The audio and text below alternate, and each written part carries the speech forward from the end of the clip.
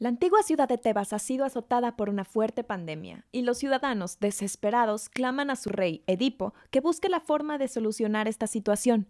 El rey manda a su cuñado, Creón, a consultar el oráculo para dar con una solución, y al volver le comunica que la única forma de calmar la furia de los dioses es haciendo justicia por el asesinato de su anterior soberano, el rey Layo. Así comienza Edipo Rey. Adelante, la teatroteca está abierta.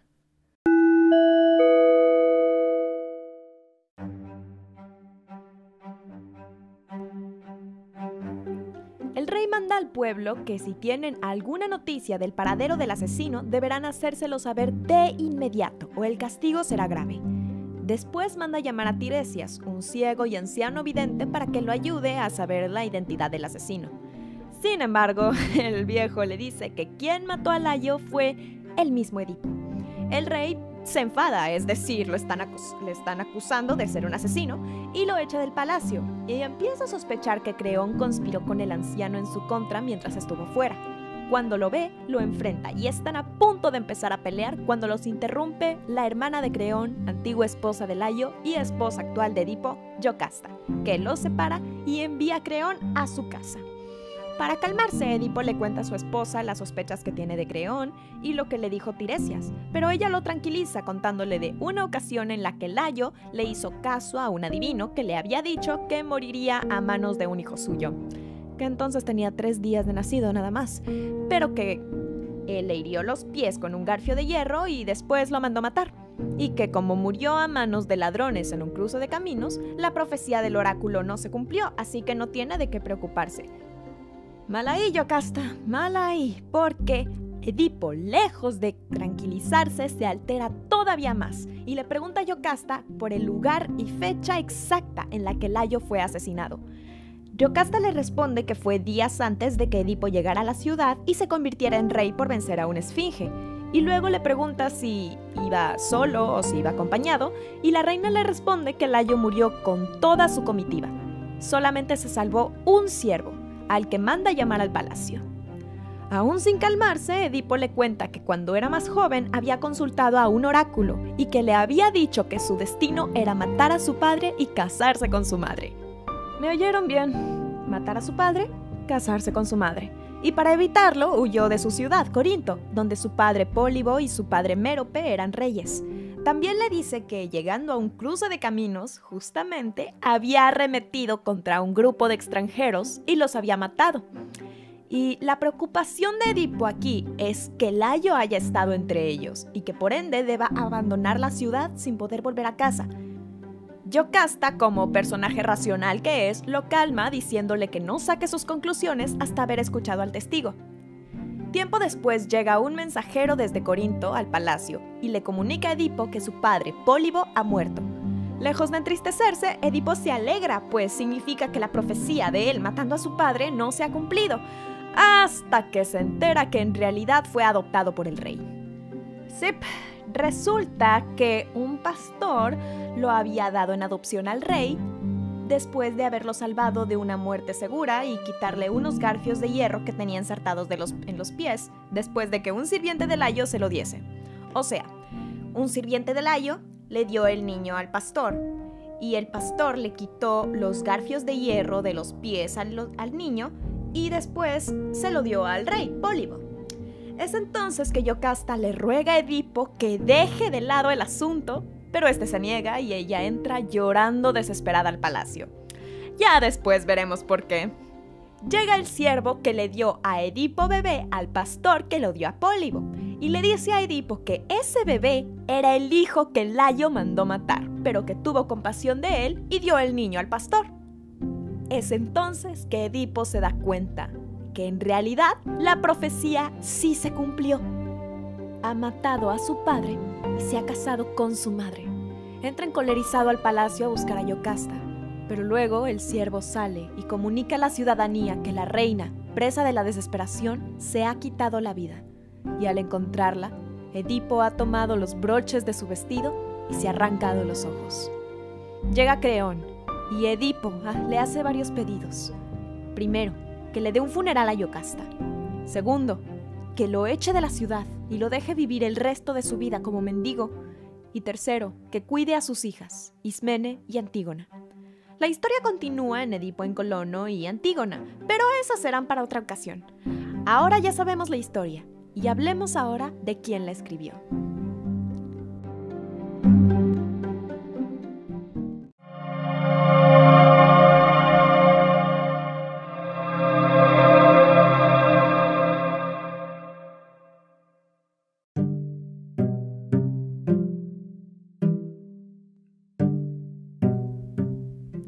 Sófocles, junto con Eurípides y Esquilo, es considerado el padre de la tragedia griega. Él nació en el seno de una familia acomodada en Colono, cerca de Atenas, en el año 496 a.C. Desde joven se codeaba de cerca con personas muy importantes, como Lampro, su maestro de música, que fue uno de los más célebres de la época. Y a la edad de 16 años, Sófocles logra dirigir un coro que celebró la victoria de la batalla de Salamina con un peán, que era un canto dirigido a Apolo, el dios de la luz, y el sol, y la verdad, y la profecía, y la curación, y la música, y la poesía. Era muy querido el cabrón. Cabe destacar que, además de ser poeta trágico, también llegó a ocupar cargos públicos, como el etómano, que era algo parecido al secretario del Tesoro en el año 443 a.C. También fue estratego o comandante en jefe del ejército, y también fue sacerdote de Aminos y Alón, que eran dos deidades locales de la salud. Como colaboraba muy de cerca con figuras autoritarias como Pericles, se cuidaba mucho de que sus obras no se opusieran a la ideología de los gobernantes. Hablando de su carrera como escritor, él participaba en contiendas o concursos de obras en las festividades dionisíacas, que eran festividades que se dedicaban a Dionisio, que era el dios del vino, el teatro y la fertilidad. Y pues ganó por primera vez en el año 468 a.C. y ganó unas 24 veces más, ganó un total de 24 veces, incluso venciendo a Esquilo, que era otro contemporáneo. Y se estima que escribió alrededor de 123 obras de teatro. Pero este dato sí me frustró mucho cuando lo supe. De esas 123 obras de teatro, actualmente solo se conservan 7 completas. ¿Me oyeron bien? 7 de 123, conocidas como las 7 tragedias, que son Áyax, Filoctetes, Electra, las Traquinias y la trilogía de Edipo Rey, Edipo en Colono y Antígona. ¿Qué pasó con las otras 116? Se conservan fragmentos de algunas, pero completas solo esas 7. Sófocles escribe Edipo Rey en el año 429 a.C., que fue el mismo año de la muerte de Pericles, cuyo gobierno significó una era de gran bonanza para Atenas, pero con su fallecimiento esta prosperidad llega a su fin y empieza la decadencia ateniense y fue acelerada por el triunfo de Esparta en las guerras del Peloponeso.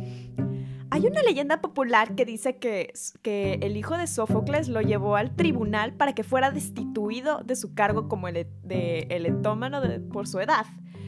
Pero el juzgado anuló los cargos cuando él les leyó una parte de su tragedia Edipo en Colono. La corrupción, gente, la corrupción. Muere a la edad de 90 años, en el 406 a.C., y después de su muerte fue venerado con el título de Dexio por su labor como sacerdote. Ahora que conocemos un poco al hombre, pasemos un poco a las convenciones de la obra. Primero, definamos bien el término convenciones en el contexto teatral. Estamos acostumbrados a escuchar la palabra para definir un evento enorme, lleno de gente, claro, antes de la pandemia. Un evento enorme en el que varias personas se juntan para interactuar en torno a un evento determinado. Escuchamos convención de cómics, de bodas, etcétera, etcétera. Pero cuando se habla de una convención teatral, estamos hablando de hechos comunes en determinadas situaciones. Tradiciones teatrales, le podríamos decir. Y una de esas tradiciones en el teatro griego es el coro. Y sí, preguntarán, esta obra solo tiene 6 personajes, ¿por qué hay otros 15 hombres en toga a lo largo del escenario usando máscaras?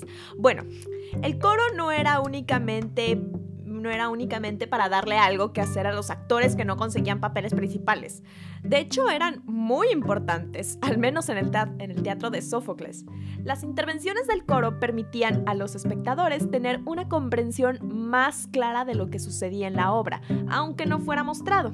Como en el caso de esta obra, el que presiona a Edipo para encontrar al asesino para ahuyentar a la plaga es el coro. ¿Han escuchado la teoría de que la ciudad de Nueva York es el 5º protagonista de Sex and the City? Bueno, el coro es el 7º personaje de Edipo Rey, con sus propias acciones y palabras, pero también actúa como un portador de las ideas del autor. ¿Y qué ideas podríamos decir? Ya hemos dicho antes que Sófocles se cuidaba mucho de no contradecir las ideologías de las autoridades, como Pericles. Pero hablando de su estilo, Sófocles se distanciaba mucho de sus contemporáneos. Mientras unos autores se enfocaban en contar historias épicas de héroes y batallas, o hablaban de temas políticos, las obras de Sófocles, al menos en las que se conservan completas, abordaban frecuentemente temas relacionados con la religión, vistas sobre todo en las intervenciones de los coros, y la moral. Y lo abordaba a través de 2 líneas argumentales. La primera, la de la ignorancia descubierta, que es a menudo una profecía malinterpretada o ignorada por el héroe hasta que es demasiado tarde y la profecía se cumple en su verdadero sentido, como es el caso de Edipo. Y segunda, la crisis decisiva, donde aparece un día que, si es superado por el héroe, lo pone a salvo de la desgracia. Y sin embargo, este día no es aprovechado y el héroe sufre. ¿Por qué se inclinaba en la moral? ¿Han escuchado esa frase de que a nuestros papás los educó la tele y a nuestros hijos el celular? No me acuerdo bien cómo era, pero tenía algo que ver con que dependiendo del entretenimiento era la educación que recibíamos. Bueno, algo así era lo que pasaba con el teatro antes de que el cine, la televisión y las redes sociales aparecieran. Sí, había una época antes de internet. El teatro educaba al pueblo y dependiendo de la obra que veían, se educaban en diferentes tópicos. Una tragedia épica era como una lección de historia, por ejemplo. Al pueblo que no podía acceder a ningún tipo de educación, a ningún otro tipo de educación, los educaba el entretenimiento, es decir, los deportes o el teatro. Sófocles prefería incluir moralejas en sus obras. ¿Cómo? Fácil, haciendo que sus personajes actúen de la forma completamente opuesta. ¿Cómo hacer que la población no cometiera suicidio, incesto, parricidio o infanticidio? ¡Fácil! Escribe que sus personajes cometan suicidio, incesto, parricidio o infanticidio. O las 4, ¿por qué no? En el caso de Edipo, la moraleja puede ser que un hombre no puede huir de su destino porque el destino está designado por los dioses, por las Moiras, que son las diosas del destino. Y pues esto lo podemos ver en los personajes que cuando intentan huir de su destino, pues termina mal. Es decir, Layo, que aunque no es un personaje presencial en la obra, sí sus acciones tienen mucho peso en lo que pasa en el texto, porque aunque trató de matar a su hijo, terminó igualmente muerto por su propia mano. E igual Yocasta, que tratando de hacer que una profecía no se cumpla, de todas formas se cumplió. Y Edipo también, sin importar sus esfuerzos de escapar de su destino, terminó cumpliendo la profecía. Hablemos de los personajes un momento, ¿podemos? Porque Sófocles hace algo parecido en sus personajes, sobre todo en sus protagonistas, en sus héroes, que es muy regular de una obra a otra, o al menos en las que se conservan. Hablando de Edipo, pues es un personaje que no solamente en esta obra, sino durante toda la saga demuestra ser un personaje valiente. Y también demuestra nobleza y sentido del honor. También, a pesar de todo esto, le llega el momento del sufrimiento porque es su destino. Y debe actuar de una forma decisiva en una situación de su vida en la que se mueve en torno a los principios supremos de los dioses y se arriesga a chocarlos o a contradecirlos, pero por ignorancia, no porque lo quiera hacer. En las tragedias de Sófocles, el héroe actúa sin vacilar. muy seguro. Lo podemos ver en Edipo al principio de la obra. Pienso que Tiresias y Creonte están conspirando en mi contra. Voy a expulsar a uno y exiliar al otro. Sí, eso haré. Actúa sin vacilar, sin siquiera escuchar lo que los sacerdotes tienen que decir, lo que su esposa tiene que decir. Él simplemente actúa. Y le dice a Yocasta después. Actúa sin vacilar en una dirección que puede resultar acertada o no. Ya vimos en esta ocasión que no fue muy acertada, que digamos. Y la única conciliación es la de él mismo consigo mismo, al descubrir y reconocer sus limitaciones. Edipo tiene un monólogo al final de la obra, cuando ya está ciego, que se acaba de enterar de que cometió parricidio y cometió incesto. Tiene un monólogo que dice que en castigo a lo que hizo no puede darse muerte, no sería justo darse muerte. Que en castigo tiene que vivir sabiendo lo que hizo. Toma conciencia de su verdadera identidad una vez que ya ha pasado la tragedia. También Sófocles dota a sus héroes de un carácter especial. Es incapaz de ceder, de rendirse. No lo vemos aquí en esta obra per se, pero hay un pasaje en el que Edipo, cuando está llegando a Tebas, se encuentra con una esfinge, que es este monstruo, esta criatura que tiene cabeza de mujer, cuerpo de león y alas de águila, que estaba aterrorizando a los ciudadanos que salían y que entraban a Tebas. Y para vencerla, Edipo tiene que resolver un acertijo de la esfinge. Y el acertijo es, seguramente ya lo han escuchado, es un acertijo clásico. ¿Cuál es el animal que al inicio de su vida camina en 4 patas, después en 2 y después en 3? Y pues Edipo da la respuesta que hoy conocemos, que es el hombre, porque cuando es bebé gatea, cuando es adulto camina en sus 2 pies, y cuando es anciano camina en sus 2 pies y el bastón. Y después de vencer esa esfinge, es coronado rey de Tebas y se casa con Yocasta, que también, para los que se pregunten, a ver. Para este entonces, Edipo debe tener de que 17 años y pues Yocasta es 17 años mayor que él. ¿Cómo entonces se pudo embarazar Yocasta? Recordemos que eran diferentes épocas. La gente se casaba más joven y tenían a sus hijos más jóvenes, así que yo diría que cuando Yocasta se casó con Layo, tal vez ella debió haber tenido 15, 16 años. Es probable que ella haya tenido Edipo a esa edad, que haya sido mamá adolescente. Así que cuando Edipo regresó y se casó con ella, pues ella debió haber estado más o menos en sus 30s, en edad suficiente o al menos todavía fértil, es decir, parió a 4 hijos más. Pero bueno, me estoy saliendo de tema, perdónenme. Este carácter especial de los héroes de Sófocles lo podemos ver en Edipo, que no cede, que es muy obstinado, que es impaciente, pero a la vez muy seguro de sí, audaz, y que no admite consejo. Esto lo podemos ver muy fácilmente cuando en el principio de la obra, que Tiresias le está diciendo: por favor no me hagas hablar, porque no te va a gustar lo que vas a escuchar. Y Edipo está: no, dime. Y finalmente, cuando le dice, obviamente no lo escucha, lo manda bien lejos, por no decir a dónde. Y pues sí, lo podemos ver este comportamiento tan impaciente, obstinado, errático, terco en la forma en la que trata a Tiresias y también en la forma en la que trata a Creón. Recordemos que también al principio de la obra él creía que Creón lo había traicionado, que estaba conspirando con Tiresias para sacarlo de la ciudad. Y pues Creón le estaba diciendo: no estoy conspirando contra ti, no creo que tú hayas sido el asesino. No, yo creo que sí. Es muy terco, llega a hartar el personaje de Edipo, pero es algo muy común en los personajes de Sófocles.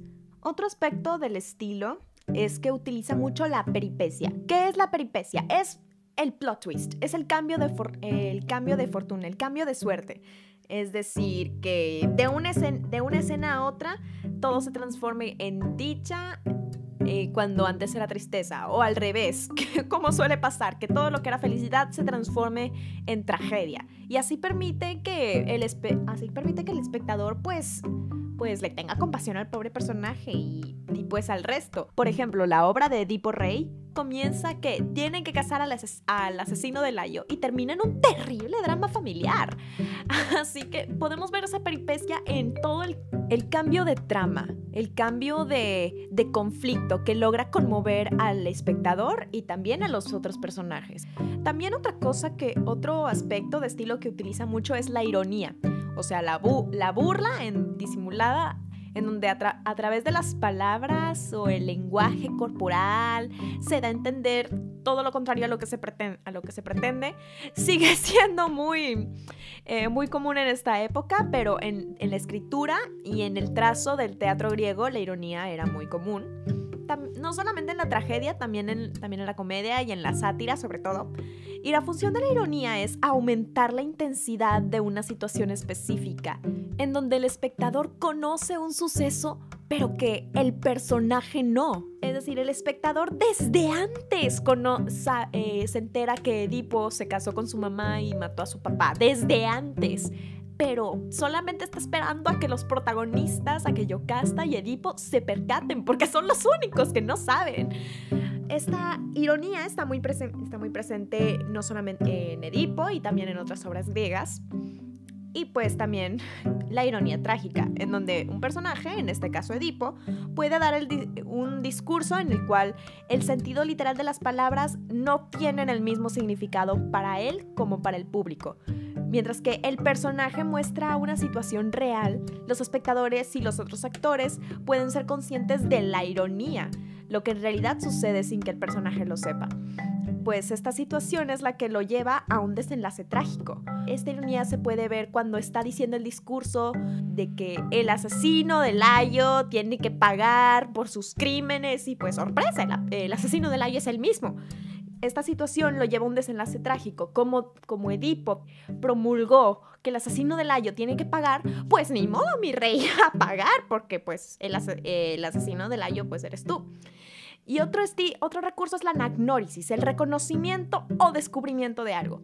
Según Aristóteles, las mejores son las que se conjugan. El personaje descubre algo o el hecho de descubrirlo transforma su destino y lo lleva a la peripecia, que pues es lo que le pasa a Edipo de nuevo, que al descubrir que la profecía sí se cumplió, transforma su destino completamente. Ya no es rey, ya no tiene derecho al trono, se convierte en un mendigo, en un ciego, en alguien sin honor. El arte trágico era hacer que el público se conmoviera con una obra de la que ya se conocía la trama. La catástrofe y el modo de presentarla pues produce horrores. La forma en la que se representa aumenta el drama. Por ejemplo, hoy en día un director puede hacer que en vez de que el siervo diga lo que pasó con Yocasta y Edipo, puede hacer que suceda en la escena. Yo conocí hace tiempo a unos actores, amigos míos, que estaban representando a Edipo Rey, y en vez de que el siervo dijera lo que pasó con Yocasta y Edipo, lo presentaron a través de un teatro de sombras. Esa yo diría que es una de las representaciones más creativas que he visto de Edipo Rey. Y pues, ¿qué más puedo decir? El teatro griego es un clásico porque sigue vigente aún después de 25 siglos. Y yo diría que vale mucho la pena buscarlo, porque siempre hay nuevas cosas que podemos encontrar en los clásicos más antiguos del teatro. Siempre hay nuevas formas de interpretarlo, no solamente el texto, sino también podemos interpretarlo en las tablas. Sin más que decir, solamente me queda despedir este episodio piloto de la Teatroteca. Muchísimas gracias por haber llegado hasta aquí. Si llegaste hasta aquí, si no te aburriste y le cambiaste, muchísimas gracias. No te olvides de seguir este podcast como Teatroteca Podcast en Facebook y en Instagram. Soy Abby Aguirre, muchísimas gracias por escucharme parlotear sobre teatro por casi media hora. Y solo me queda decir una cosa, la Teatroteca está cerrada. Hasta la próxima semana.